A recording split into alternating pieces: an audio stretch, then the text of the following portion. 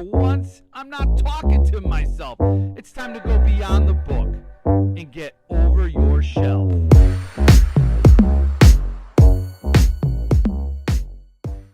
Hello. Oh, Thank you so much for joining. Your ears just disappear, but yeah, these backgrounds are so awesome. oh, that's not the real background. This is a real background. It's too boring to be, He's got a real one. but Want because me to it's get rid of- it's No, just I'd like to have like a bookshelves. real lake. Can I have a real lake instead? Well, I say we go to a lovely pub, have some drinks, and then Really? Like way back in 2019 in ancient times? Time. Wow. So thank you for doing this and agreeing to chat. Okay. I do this every new release. I talk with Oh, artists, authors, and all the people who make these books, mm. and the fans get a kick out of it. But I don't think the fans get as much kick out of it as I do because I actually get to do it. So, and I always walk away loving the books even more. But I was looking at your site, and you are just perfectly suited for this work. Was your mind blown when they approached you to do this? Yeah, I suppose. I mean, I have very mixed feelings about getting offered to take on iconic classics. There's I wouldn't want to say a lot of pressure, but there's a lot of baggage Yeah. around those sort of worlds that Is there another work that is similar in your experience? Like, were there other iconic works that you were like, ah? well, I'm getting pestered. I've been doing a lot of my own spent the first half of my career, like 15 years or so, of being a brush for hire illustrator. It's like you get a phone call, here's the text, make pictures happen. And then during that, I was also doing my own stuff and getting commissions and playing with just funny things that pop in my head. And that freedom of being able to extrapolate on pre-existing ideas within the culture or in the genre is lots of fun. But when you start getting into the weight of something where lots of people have ideas and had ideas about for generations, it gets a little trickier. You want to put your own mark on it, but at the same time, you don't want to be too influenced by what was before. Yeah. But Yeah. you also don't want to insult the ideas. You know, and in that game, I've been playing with like Alice in Wonderland, for example. yeah. Carol Yeah. stuff, which is like it's fantastic world. I loved it as a kid. But that's the most illustrated book in history. Mm-hmm.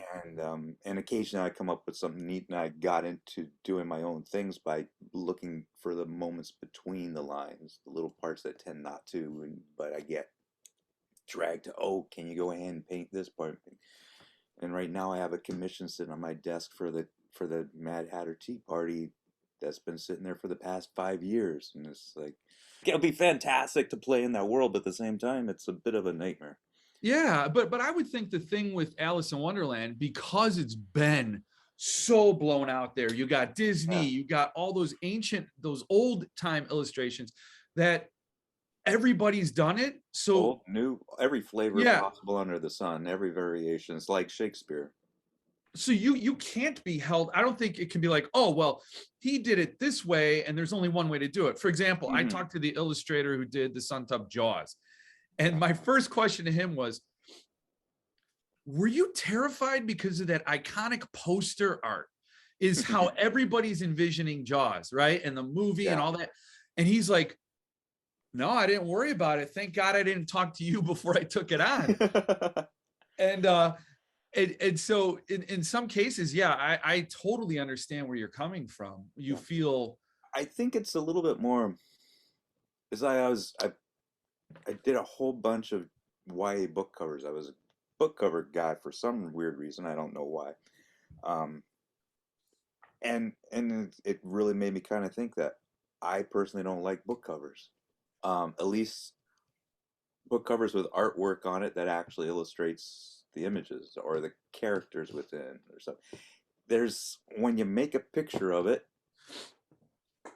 no matter how many variations or whatever, you're essentially dictating. I like trying to go ahead and get images, and maybe that's why I do a lot of anthropomorphic, is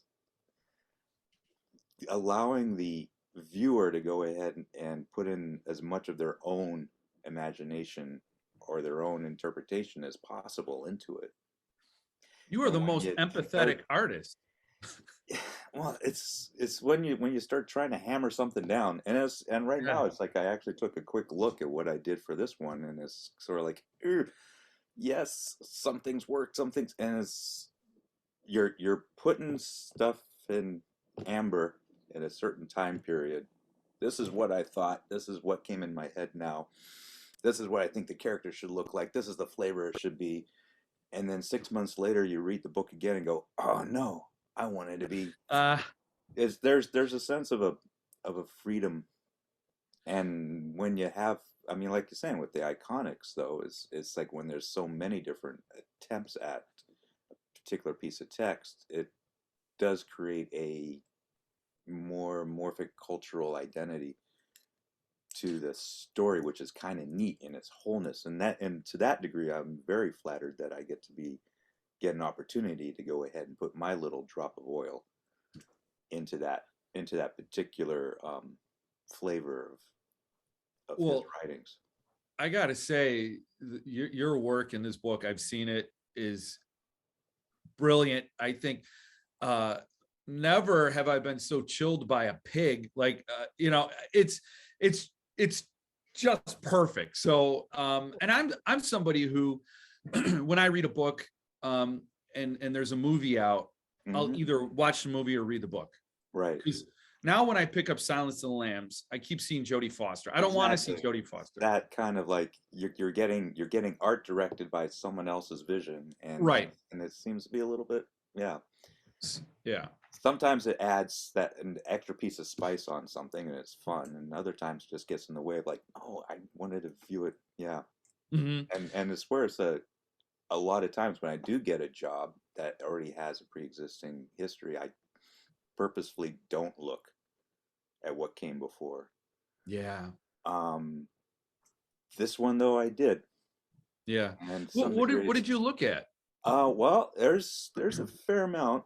There's including a lot of animation Hmm. that was used on it, and there's a couple of painters that took a classical approach. Um, of course, I have my own particular way of approaching this point. But it was sort of fun because you see the stereotypes of what was done. And that kind of also gives you a little bit into the expectations. But then you get someone like Ralph Steadman Mm. and how he did it, and it was like, oh, that's just too cool, and it's like totally not me, and it's like, oh, I wish I could go ahead and fuse what I do with what he, that, Yeah. yeah, Yeah. frustrating because there's a lot of times I would actually go ahead and enjoy seeing a very different kind of take on it than what I would do, but then again, I'm living in my own skin and I'm tired of myself. And that's why we go ahead and pick up Right. works by other Well, people that we want to, yeah. how did you pick which parts to illustrate? Did you do that or? Oh shit. Yeah, I think it was my call. Yeah. It was my call. It ends up being generally when I'm hit with something like that, it also tends to be the pacing as well. Right. Half a dozen pieces, and there are definite chapter points. It comes a little bit in the those iconic imageries of what Hmm. the book tends to do. Um, there were several um, parts that they said no to, drunken pigs and that sort of thing. And it's where it does have a, yeah. There was a lot of other, the format because there was some neat battle scenes that would have been fun to do, but that would have been fun if I had a spread as opposed to A page. a Yeah. vertical page.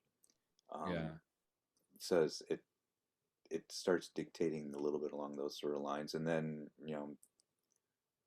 how much of the different characters Mm-hmm. to actually focus in on. I've always liked the horse, Yeah. um, and his particular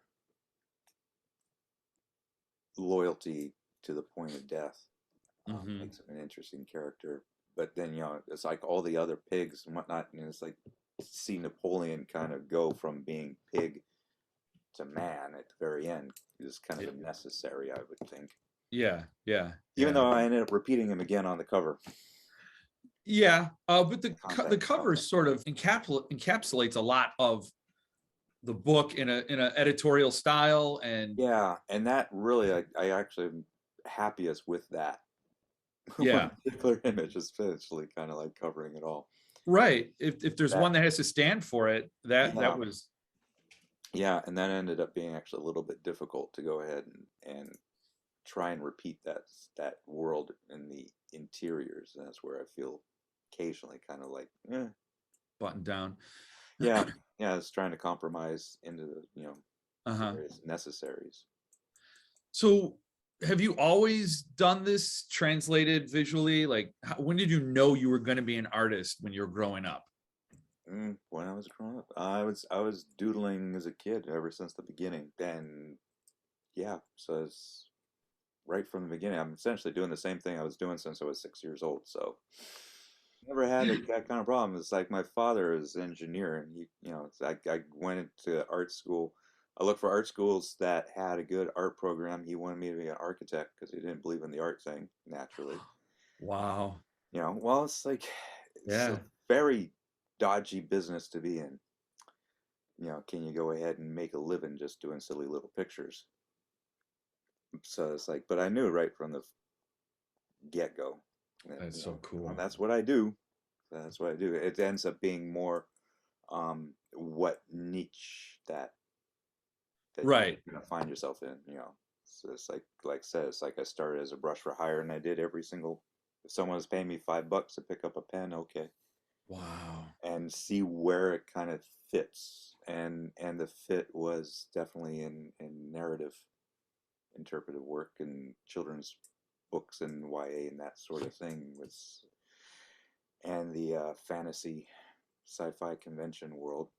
Yeah. My wife went ahead and introduced me to that when we were in college, and that's where it really.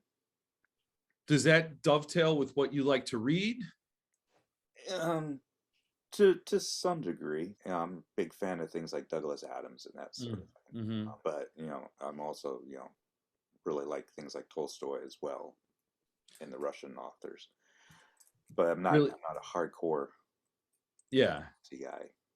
I mean, because That's what's there's sort of kind of neat when I was doing that was because I was, especially in convention world where everyone's very much submerged in that, just to be slightly right. outsider, and that's the part where it's like, did I do this one right by actually looking at everyone else's Animal Farm art? Because one of the things that I think gave me a bit of an edge, making a little bit of a foothold in the genre, was being a little bit off to the side and seeing it from this slightly different angle, Mm-hmm. instead of, especially in the 80s and 90s, where there was very much an industry standard to what things looked like. Yeah. Yeah.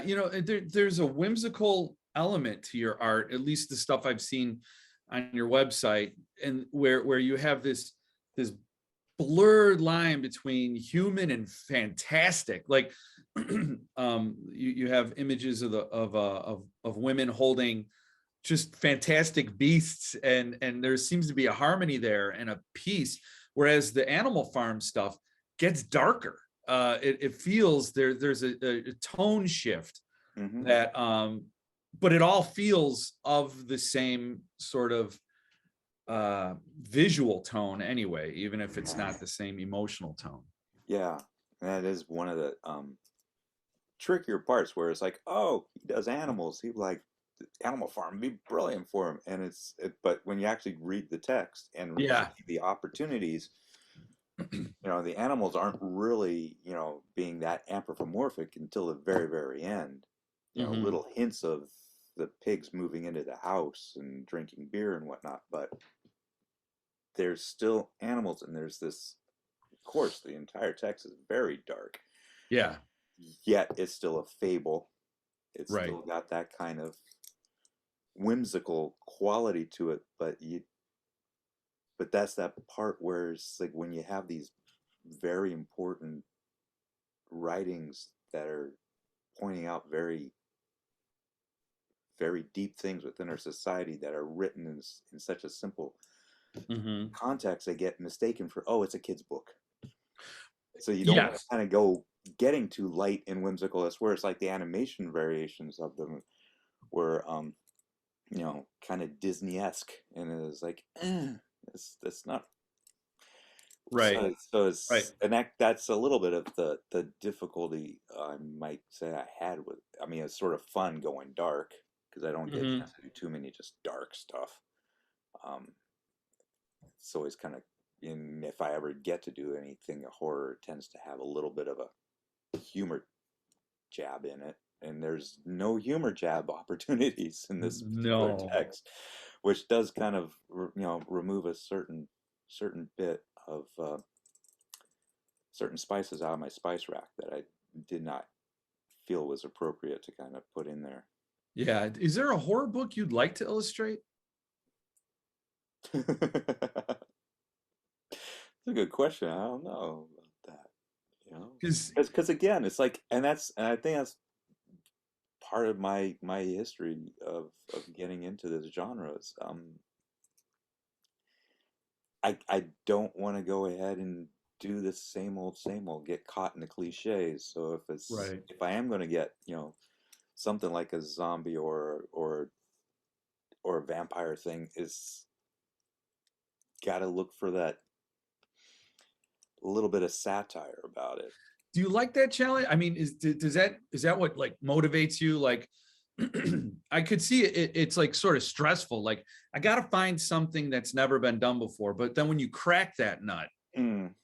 is that where you find like the atom that you split that atom and you get your energy? Yeah, or another way, sadly to put it, is just keeping myself from getting bored. Uh huh. It's like, okay, I'm gonna go ahead and do a drawing of a chicken, and it's like, okay, here's a drawing of a chicken, and it's like halfway through the drawing of the chicken, it's like, God dang it, everyone's done a drawing of chicken. It's like, what else can we do it?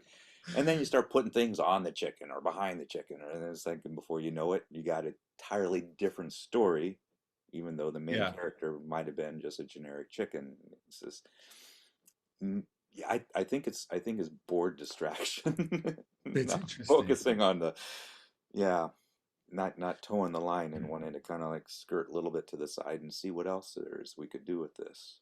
And that's where it's like in something like Orwell, it's like it would be fun to go ahead and put goofy stuff into those scenes, but that seems sacrilegious to go ahead and step on Yeah. Orwell's line, so to speak. So I read an article, I don't remember what year it was, but it was an interview with you, and you said you worked with watercolors, Hmm. but these are all oil. Yep. So what media, like, what do you prefer to work with? It depends a lot on the subject. I For a good number of years I was doing mostly watercolors and occasional oil, and now I'm doing probably a little more oil than watercolor. Yeah, over the last decade or so, it's 50-50 maybe. In this particular job, actually, I went ahead and did a set of them in watercolor just because of time constraints. That Mm, ends up being a lot that dictates it too, as far as I'm concerned, the way I like to work in oil. Because I work oil more or less the same as the watercolor and play layers on layers. And you need to have things dry a little bit more slowly. Um, so it's like, and they knew me from my oil painting work, and were like, no, we don't want these watercolors. And those watercolors had to be done too quickly anyway, because they literally only gave me a couple of weeks, and it's like, this ain't gonna work. So renegotiated. It's like, I'll go ahead and hit it again in oil if you give me as much time as I want. So that's why I got oil, because normally to do a book project in oil, the way I work, it just takes too long generally for the normal publishing world, Oh. where the turnaround tends to be ludicrously small. Yeah. So how long did you have to do these? I gave me what, better part of it, half a year or so. It was months. We talked about it. What, that was in the winter, and I gave him the finals in the fall or something like that. Wow. Yeah, which is, and that's one of the kind of nice things of the, about publishers like that, and being gratefully in the position I'm at this point in my career, that it's like, can I have more time, please?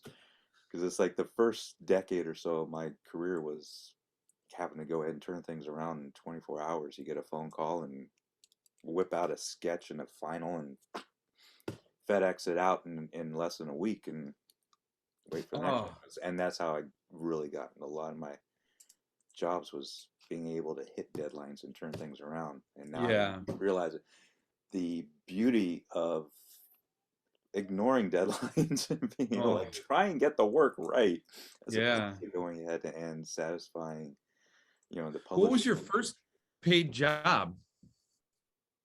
Um, Probably a local newspaper, Hmm. $10, pen and ink work, some little editorial. Wow. Um, and then got work with was it a Karis Corporation Cricket Magazine, Ladybug Cricket. Doing magazine stuff for that, and that kind of hooked me up. Art directors talk to art directors, so Hmm. Holiday House, children's book, and then from that, YA covers. It's because having a reputation, I worked in marketing and I know how deadlines work, and being an artist who can hit deadlines is huge. So I could see why art directors would share that name. It was a neat Iron Crown, Tolkien card game thing, Mm, no longer exists. They were an early client of mine that gave me an opportunity to working in watercolor. That's again why watercolor. I like watercolor back in the day because it's a very quick medium. hmm. And yeah, and they said it's like I was getting a lot of jobs painted a shit ton of orcs. Wow. It's like it's practically factory point, but it was that kind of thing. It's like I saw it as a challenge. It was kind of, that was the neat thing of being an illustrator, was someone presents you with a challenge. They have a set format, there's a set text, there's a set idea, someone else's idea, and they have this ridiculous deadline that all has to kind of make it work, solve this problem, and get out. And it had a rewarding quality to it to some degree, and it was great at an early part of the career where you don't get a chance to really think too much about yourself and what you want to say as an artist. You're just trying to solve someone else's problem, and through that process you get a chance to find what works and what doesn't, as far as how you think and work, and shapes you as the future artist you'll be. So it's the salt mines that I think very rewarding to go through, and very frustrating and not very financially lucrative. No, no, but But the experience and the yeah, but the challenge. experience is brilliant, and yeah, you learn how to work fast, think fast, and then you get a little bit known, and then you get spoiled, and then you forget. So you're at the spoiled stage now, you would say. A little bit. I'm more at the. I'm. It took me a good number of years to learn to say no, to try and pick and choose, and to try and, because it's I got enough of that experience. Now I need to go ahead and learn how to paint. I keep saying it's like, oh, if I could go ahead and slow down and take some time out and learn how to paint, someday I'll be an artist. And I'm slowly getting there. So it's trying to go ahead and find those spaces where you're able to kind of step back a bit, do a piece of work, put it aside for a week or so, pull it back out, look at it, go, and then make adjustments. Where the old days, you didn't get a chance to second guess, look at it, refine it. Yeah. So it's But but some of that is probably good because like you said at the beginning of this, you're like, I go and I illustrate it, and that's what I was thinking at the time. And then when I Yeah. look back, I'm like, what I would do. So some of that probably is helpful to just get it out and not overthink it and not Yep. continuously tweak it. Yeah. But it's also the way I've always worked is very non-academic. I would go in this way. It's like oils are kind of fun, and the way I work watercolor is a bit unorthodox for that medium because I would just start doing lines and push lines around and change, and so from a bit of a mess to tightening up and polishing Mm-hmm. until oh, ran out of time and it just has to go out the door now, whether I Wow. feel like I'm done polishing it or not. It's just a pens down moment. You Yeah, yeah, buzzer. it ends up Yeah. being is like, is this piece, it's like occasionally you end up with the like, overworked it, screwed that up, and then you have to, but for the most part, it's kind of like, okay, just put this away for a bit, and then you've Yeah. had the luxury of time, bring it back out, fresh eyes, and it's again that sense of bouncing off of it's bouncing off and critiquing what I did, and oh no, that line should be actually a little bit more here, and so it's not as um, instantaneous. It's like some artists, be it painters or be it musicians or be it actors, it's their innate personality just unfiltered out and just get stuff out of the way so they could. And others, and I'm one of those where it's Yeah. has to sit, has to stew, has I have to keep stirring the pot and That's sort of tugging stuff. you're kind of an artist who operates like an author because authors need the editors. Authors need that time because they always talk about it like they throw everything they have at Yeah, something on the first draft. That's right. great. And then the hard work starts where you have to do the rewrites. Yeah, and then you start editing it, and then you start realize, and that's a little bit, like that idea of spinning off on things is you building an image and you think it's about this, and then when you're within that painting it to a certain degree, you start realizing no, it's like the gesture points are really it's all about this bit of light here and this line here is Wow. saying everything, and all that 90% of the beautiful detail work is just support characters to realize what is really communicating the idea in that first 10 seconds that your eyeball hits it. It takes sometimes it takes a while to find it, and that's that searching part, and I think that's the part I've always kind of enjoyed about painting is not so much getting to the finish, but that search, that Hmm. surprise of like, oh, didn't think I was going to find this little piece of magic to it. And that's where it's like I could see a painting and it's like that was successful because I like the way I handled that shoulder. Oh, Everyone else wow. looks at it and goes, yeah, it's kind of a boring painting. Nothing's really happening. It's like, no, look how that shoulder is like, and it's those personal, Yeah. yeah, Yeah. digging, looking, refining, trying to figure out what works, what doesn't, because it always changes. That's so cool. It sounds like you're having a conversation with your artist self. Like your Yeah. artist brain gives you an image and then gives you this journey, this quest. Yeah. Now find out what's special about what I've given you. Yeah. And That's cool. it's one of those very frustrating things is, when reading a piece of text and pictures kind of pop in, influenced by other things that I've seen or a movie I've Yeah. seen or a piece of music even, and it's like, and oh, there's that flavor. I got this flavor in my head and I kind of see the image. And then it gets to the frustrating part of actually putting it down and you think you caught it, but it's like, no, it's not quite.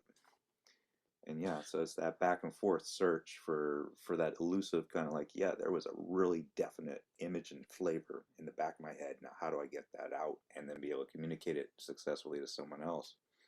Did you have that opportunity with Animal Farm to put it away and then come back to it? Yeah, to a degree. Yeah, Yeah. like I said, because we kind of Got your reworked when timeline. they wanted, and I don't know whether they were thinking of actually releasing the, when we first approached me, whether they were thinking of releasing this earlier or not, you know. but they're in the, they're kind of publisher that have the luxury of like, okay, we'll release it next year Mm-hmm. instead. Mm-hmm.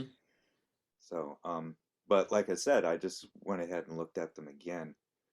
That I haven't looked at them in shit. What was that? A year, Wow. right? Yeah, I'm these are very bad with long time. I'm processes. very bad with time, but it feels like it's been about a year since I looked at them. Well, these That's where last it's 2 like it's years. kind of neat because it's a bit of a surprise. Like, oh yeah, I remember doing that, but it's, oh, that's how it turned out. And there's like, some of them are like, yeah, oh, that came out better than I thought, and others that are like, oh, I really want to repaint that. Wow. Yeah. So So you look at it like, oh, who is this artist? Well, this is that's great when I stuff. know I've done something right. Is when I Yeah. don't recognize that I was made a thing. That's always kind of like the neat So moment. when And you, that's usually a few years later. It's kind of one of those. Sometimes it's a cringe moment of looking at something you did in the past, and other times it's like, oh, I did that. How the fuck did I do that? wow. Yeah, and Did that's you, when you create, do you have to have total silence? Because you talk about all these influences, you don't want it to mess with that? once kind of got the idea, then it's a matter of actually shutting down certain parts of the brain. And I find Uh-huh. books on tape, sort of thing. Occasionally, music is really good at the beginning, sketching it out, Mm-hmm. but then once kind of into the actual painting and building the layers, it's finding the appropriate piece of somebody just talking in your ear that turns off a certain part of your head Huh.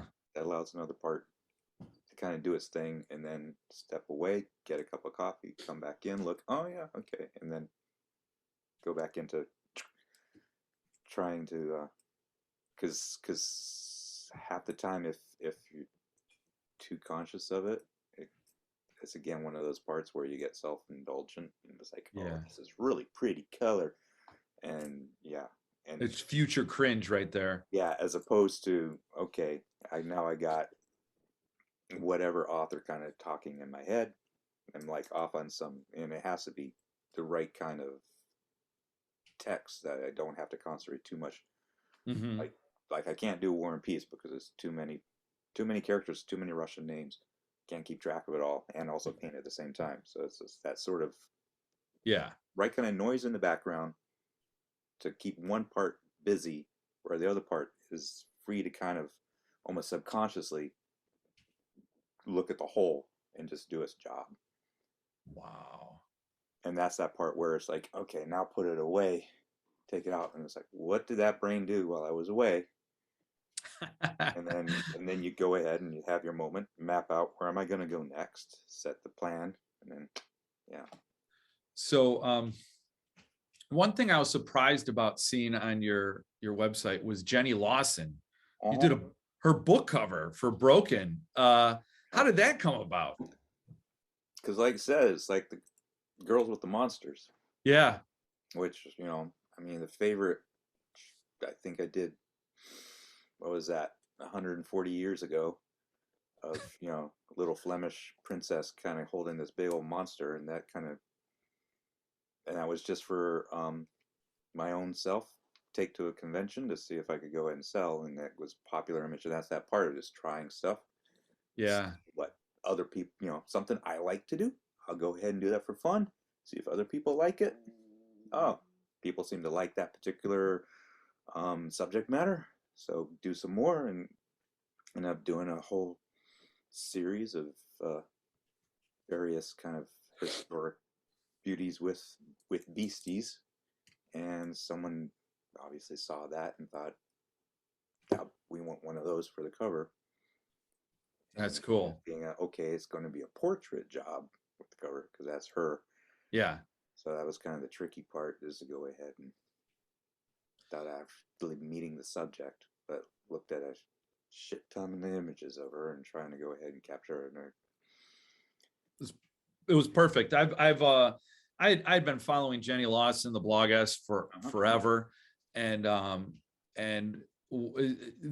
the image caught my eye immediately. I knew exactly who it was. I didn't even know about that book, but I knew immediately who it was. I'm like, oh wow, that is crazy. How, and she's all humor, but she's, Mhm. obviously mental Yep. illness Yep. and And that's the appropriateness. Is like unlike Orwell. I mean, she's dealing with dark subject matter, but she's got a quirky, and that's an example of a really good art director. yeah, Essentially, it was like, there's that, put that with that, those meet. And it's the amount of times, 30 years where I've had art directors go ahead and approach me with jobs, and it's like, oh, lovely, thank you for giving me a job, but me, really, it's I could think of half a dozen other artists that are better for this subject than I am. I mean, it's kind of fun challenge to try and, okay, yeah, I'm the square peg. Let's see if we make this work in this round hole that you just gave me. Even though huh, it's like, I know it's like, what's his name? He's like been doing this stuff. He could do this in his sleep. Why don't you just call him? yeah, But in that case, with the Jenny Lawson one, was like essentially what they saw what I've been doing was like, there's the fit. So that's it was almost a no brainer. The challenging part really ends up being getting the likeness and getting the right kind of attitude within that face. Because once you're dealing with people faces, it gets very tricky. yeah, yeah. And so what would you rather be doing with your days? So would you love to just spend your day exploring whatever you want to do, or do you like these challenges from art directors on things you don't feel like you Um, should be on? I act as I'm starting to set up a situation that's pretty much the ideal, and it's like I have I take a couple of contract jobs, um, try not to take too many of them, and make sure that I got the kind of space I want. But I'm also doing a lot of commission work, and the commissions tend to be very, very open because it's like people are approaching me because of what I've done. So it's like, okay, You're can you do established. something like that for me, kind of thing. Yeah. But can you put, this is my dog. Can you put my dog in it? And that's sort of having a little bit of direction helps. And there's my wife is always like, oh, we need some new stuff for this, and it's like I ain't got no. It's like occasionally I hear something is generally some line or she says something, and it's like, boom, from the title, a picture pops in my head, and okay, oh, I got to paint that. But for the most part, having a little bit of somebody else's idea that they want to have played with. Um, I'm starting to do. I've done a handful of magic cards. Magic the Gathering. Yeah. Yeah, which was always kind of they had one of the worlds was kind of fairy tale-y, and that's how I got wrangled into it because I'm not that kind of artist. Generally, Hmm. I wouldn't think of myself to be of that genre. Um, but because they had a fairy tale world, I was okay, and I had some successful pieces come out of that, and they're starting to use me again, and I'm carefully okay. I'll do a little bit of this, and they're starting to use me appropriately, more appropriately now. I think with the subjects that they throw at, and it's kind of again sort of neat to have a little bit of a push in a direction that might not be that comfortable with, but it's an Yeah. opportunity to kind of play and see what I'm good. You know, so it's yeah, being freelance is an interesting one where you want to be free and not tied down to some company that needs to have this, but at the same time, the danger of being too free is that you end up kind of doing Yeah. too much belly button staring Yeah. and getting lost. You don't get the challenge and the push that When I worked, I used to work with a lot of freelancers, and they're like, yeah, it's kind of a oxymoron freelancing, because basically you can't say no. You need to have that stable of client relationships where in the lean times you could just work the phone and say, hey, I got availability, you got anything, and then they'll be more willing to give you projects. Of course, that's a little different, the world I come from, than art. do you Mhm. do you do galleries? Do you a have? little bit a little bit of gallery. Um, and the Haven Gallery has been representing me for a few years now. But again, I have a little bit the convention world, 30 something years, shit, maybe 35 years of conventions. Hmm. Back in the day when they had, little art shows connected to local conventions and all that, to now it's like right now we only do like Gen Con and LuxCon. LuxCon's absolutely delightful.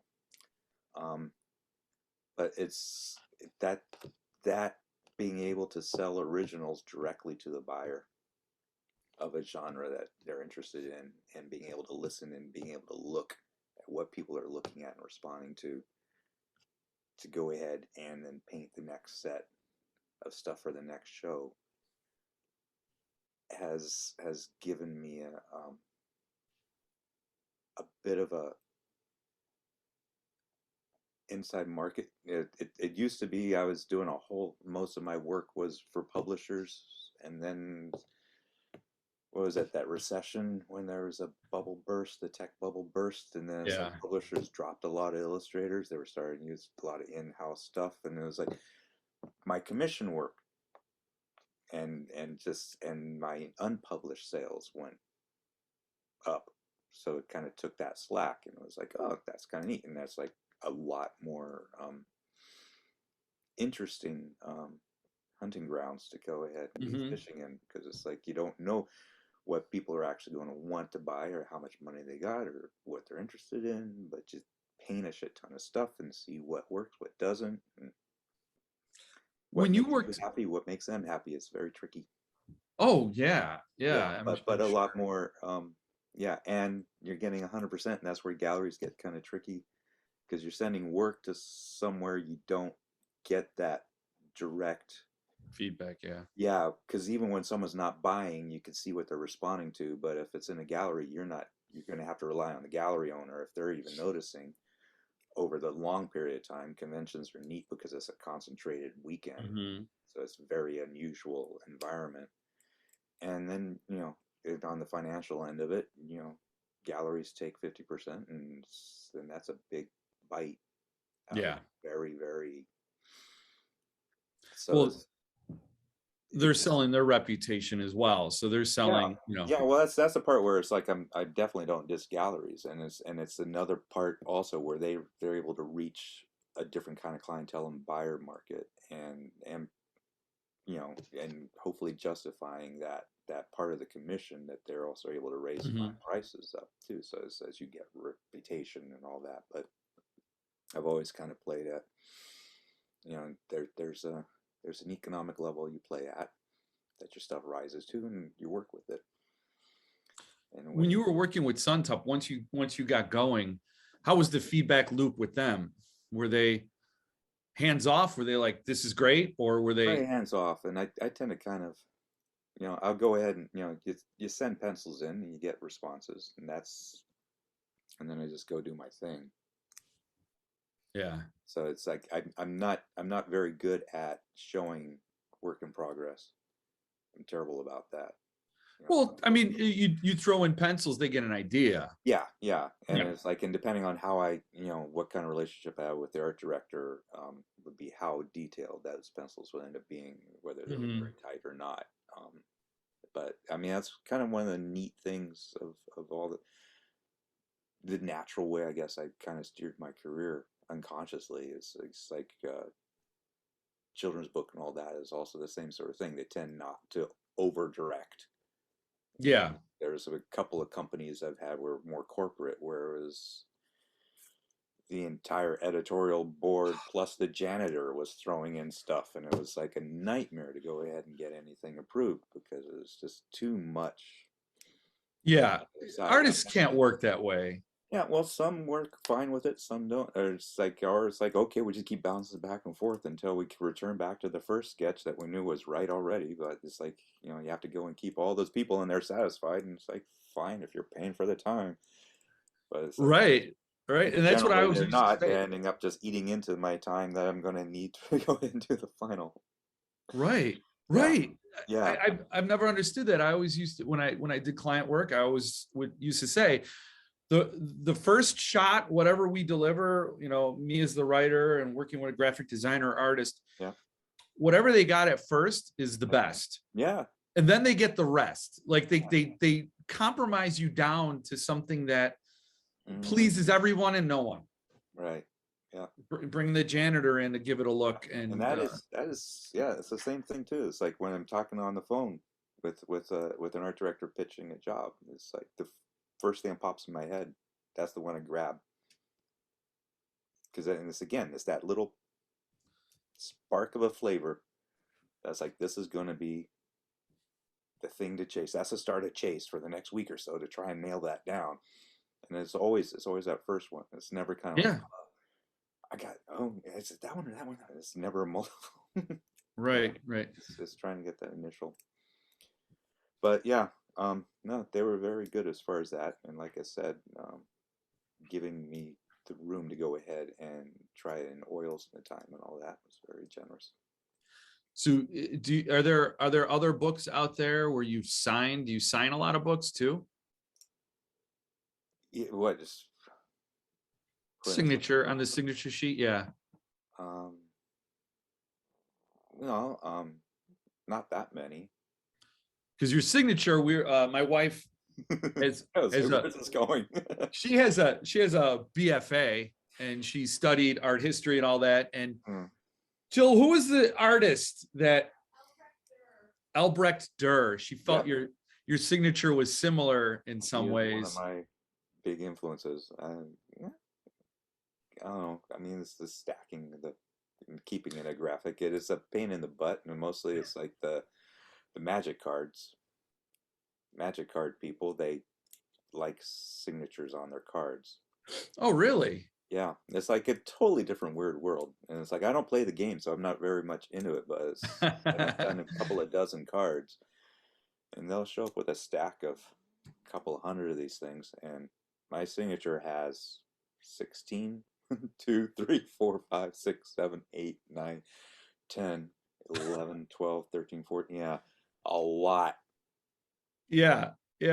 Rather baroque, rather filigree. Yeah. So it's those are in the butt if you have to sign a lot of stuff. Right. So they'll sell those cards at a premium because they're signed by the artist. Yeah. It ends up being a collector type thing, or some of them they just like to go ahead and have. But there's a second, and that ends up being the other secret part to making a living as a creative is the secondary markets. Yeah. And it's like a lot of times with published stuff, it's like the original commission is like, it's enough to go ahead and buy me the time to go ahead and try and create this, but it's the sale of the original art afterwards is a secondary sale. Yeah. So pays for it. Are you selling these? Are they sold? They are not sold, and they are going to be up for sale. And that's the sort of thing after a book is released, or after the publication is done, or after the magic card is released, and the publisher is like, okay, now you could go ahead and show it.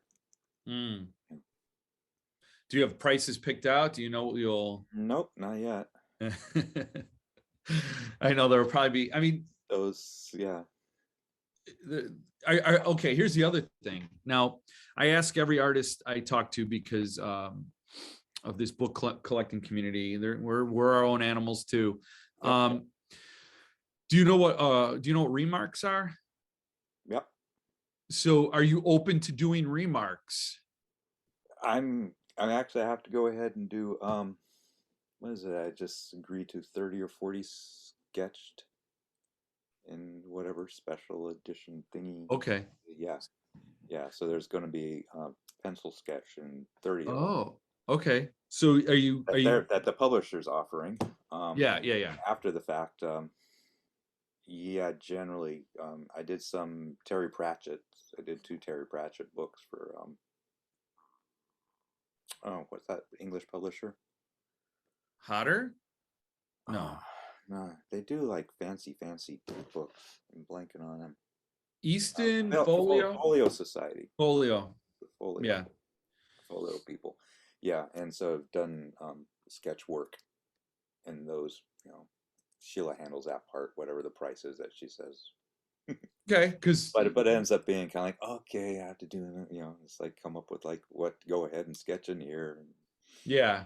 sit down. Well, when this book gets released, and obviously nobody's going to watch this video until the book gets released, but once it is, I'll email you. We'll figure out if you're open to that, and then you tell me, and I could share that information on the page, and then everybody will be crawling out of the woodwork for remarked copies. And you're on the East Coast, right? Yep. So a lot of US, but there are a lot of UK and Australian buyers, but they've given up book collecting from the US because it's like $500 for shipping. Shipping's gotten very, Crazy. I mean, because we have a lot of, she's still shipping to the UK. But it's like, Germany's just gotten very tricky with even just getting stuff through customs for some reason this past year. Yeah. The international market is. Well, I thank you for taking the time today to chat. I think your work is just brilliant. I mean, I'm blown away by it. I'm obviously, I pride myself on being the first person to buy Suntop books when they're released, and nobody cares about that. So what? But I'm really looking forward to it. The #1 edition and all that. Yeah. And I love this stuff. I love what you've done to it. And I mean, this is the book I'm reading, so it's definitely an upgrade. Yeah, it's interesting the different takes on it. Yeah, and it's just I loved the dark edge to it when I see that picture of the horse carrying those rocks. Just great emotional depth. It just punches. So I thank you for taking the time to explain these things to us, giving us a peek behind the curtain, and letting me see the cameras hanging up back there. That's an artist's space for sure. It's a very messy studio. People, a lot of books and junk, not enough room. Thank you. Yes, that is where the magic happens. So I wish you the best, and we'll be in touch, and happy release day. Yeah. Brilliant. Very lovely talking to you. All right. Okay. All bye. right. Thank you.